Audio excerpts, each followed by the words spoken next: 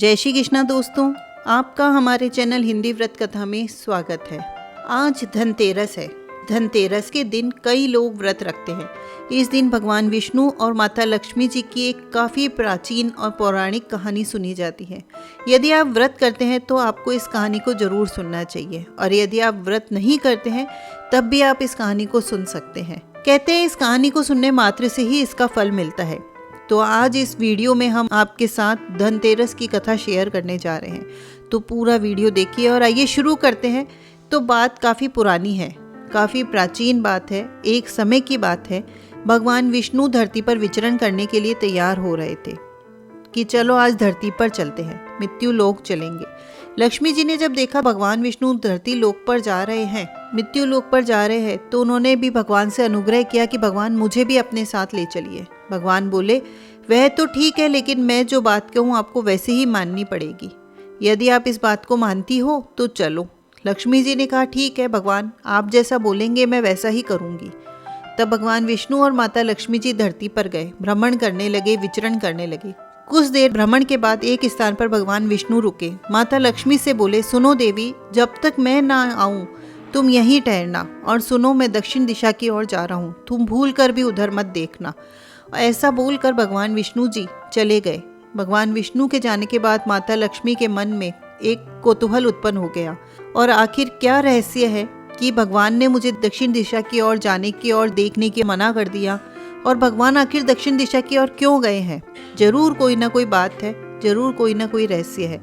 अब माता लक्ष्मी जी के मन में विचार चल रहे थे, चले जा रहे थे। उनका कौतूहल बढ़ता जा रहा था कि क्या रहस्य है, उनसे रहा नहीं गया। और ज्यों ही भगवान रवाना हुए त्यों ही माता लक्ष्मी जी पीछे पीछे चल पड़ी। देखते हैं क्या रहस्य है। वह लोग कुछ ही दूर गए होंगे कि सरसों के खेत दिखाई देने लगे। चारों ओर सरसों के फूल उगे हुए थे, पीले पीले खेत नजर आ रहे थे। अब सरसों की इस तरह से जमी हुई शोभा को देखकर, फूलों को देखकर माता लक्ष्मी जी मंत्रमुग्ध हो गई, और उन्होंने फूलों को तोड़ा और अपना श्रृंगार कर लिया। फिर आगे चलने लगे। थोड़ी दूर पे गन्ने के खेत दिखाई दिए। लक्ष्मी जी ने 4-5 गन्ने लिए और रस चूसने लगी। उसी क्षण भगवान विष्णु जी आ गए। उन्होंने देखा कि माता लक्ष्मी जी तो उनके पीछे पीछे आ रही है। तो भगवान विष्णु नाराज हो गए। नाराज होकर उन्होंने श्राप दे दिया कि मैंने तुम्हें इधर आने से मना किया था, मगर तुम नहीं मानी। यह किसान की चोरी का अपराध भी कर बैठी। अब तुम उस किसान की 12 वर्षों तक सेवा करो, यही तुम्हारे अपराध की सजा है। ऐसा कहकर भगवान विष्णु उन्हें छोड़कर क्षीर सागर में चले गए। लक्ष्मी जी विष्णु जी के श्राप के कारण किसान के घर में रहने लगी। वे किसान बेहद गरीब था, दरिद्र था। लक्ष्मी जी ने किसान की पत्नी से कहा कि तुम स्नान करके सबसे पहले मेरी बनाई हुई देवी लक्ष्मी की पूजा करो, फिर रसोई बनाना, और फिर तुम जो मांगोगी वह तुम्हें मिलेगा। किसान की पत्नी ने लक्ष्मी जी के कहे अनुसार काम करना शुरू कर दिया। अब किसान की पत्नी की पूजा के प्रभाव से, लक्ष्मी जी की कृपा से किसान का घर कुछ ही दिनों में धन, अन्न, रत्न, स्वर्ण, आभूषण आदि से भरपूर हो गया। लक्ष्मी से जगमग होने लगा। स्वयं लक्ष्मी जी जब उनके घर में रह रही थी तो जगमग तो होना ही था। तो लक्ष्मी जी ने किसान की पूरी तरह से धन धान्य से उसका घर पूर्ण कर दिया। किसान के 12 वर्ष बड़े ही आनंद से कट गए। समय बीतता गया, 12 वर्ष पूर्ण हो गए। किसान के 12 वर्ष बड़े ही आनंद से कटे तो माता लक्ष्मी का श्राप भी पूर्ण हुआ। 12 वर्षों के बाद माता लक्ष्मी जाने को तैयार हुई। भगवान विष्णु लक्ष्मी जी को लेने आए तो किसान ने उन्हें भेजने से इनकार कर दिया कि ना बाबा ना, कि अब मैं लक्ष्मी जी को यहाँ से नहीं जाने दूंगा, क्योंकि उन्होंने 12 वर्ष तक मेरे यहाँ शरण ली थी, तो अब मैं अपनी मर्जी के बिना उन्हें यहाँ से नहीं जाने दूंगा। जिस दिन लक्ष्मी जी को लेने आए थे उस दिन वारुणी पर्व था। अतः उस किसान को वारुणी पर्व का महत्व समझाते हुए भगवान ने कहा कि सुनो, तुम परिवार सहित गंगा में जाकर स्नान करो और इन कोड़ियों को भी जल में छोड़ देना। जब तक तुम नहीं लौटकर आओगे तब तक मैं लक्ष्मी जी को लेकर नहीं जाऊंगा। किसान ने भगवान विष्णु पर विश्वास कर लिया। लक्ष्मी जी ने किसान को 4 कोड़ियाँ दी। किसान ने वैसा ही किया जैसा कि भगवान ने कहा था। वह अपने परिवार को लेकर गंगा स्नान को चला गया। जैसे ही उसने गंगा में कोड़ियाँ डाली, वैसे ही 4 हाथ गंगा से बाहर निकले, और वह कोड़ियाँ उन 4 हाथों ने ले ली। किसान को बहुत आश्चर्य हुआ कि वह तो कोई देवी है।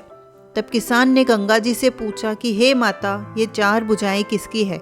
तो गंगा मैया बोली कि किसान, वे चारों हाथ मेरे ही हैं। तूने जो कोड़ियाँ भेंट की है वे किसकी दी हुई है? तो किसान ने कहा कि मेरे घर जो स्त्री आई हुई है उसने मुझे यह दी है। इस पर गंगा जी बोली कि तुम्हारे घर जो स्त्री आई हुई है वह कोई और नहीं बल्कि साक्षात लक्ष्मी जी है और पुरुष रूप में भगवान विष्णु है। तुम लक्ष्मी जी को जाने मत देना, नहीं तो तुम पुनः निर्धन हो जाओगे। गंगा मैया की बात सुनकर किसान घर लौट आया। वहाँ लक्ष्मी जी विष्णु जी जाने की तैयारी में बैठे हुए थे। किसान ने लक्ष्मी जी का आंचल पकड़ा और बोला, हे माते, मैं तुम्हें नहीं जाने दूंगा। तब भगवान ने किसान से कहा कि इन्हें कौन जाने देता है, परंतु यह तो चंचल है, इनका स्वभाव चंचल है। लक्ष्मी जी भला कहाँ ठहरती है? इनको बड़े बड़े लोग नहीं रोक सकते। इनको तो मेरा श्राप था, इसलिए ये 12 वर्ष तक तुम्हारे सेवा कर रही थी। तुम्हारी 12 वर्ष की सेवा का समय पूर्ण होगा। अब किसान हठ पूर्वक बोला, नहीं, अब मैं लक्ष्मी जी को नहीं जाने दूंगा, तुम कोई और स्त्री यहाँ से ले जाओ। तब लक्ष्मी जी ने कहा कि हे किसान, तुम मुझे रोकना चाहते हो तो जैसा मैं कहती हूँ वैसा करो। कल तेरस है जो कि धनतेरस के नाम से जानी जाती है। मैं कल धनतेरस मनाऊंगी।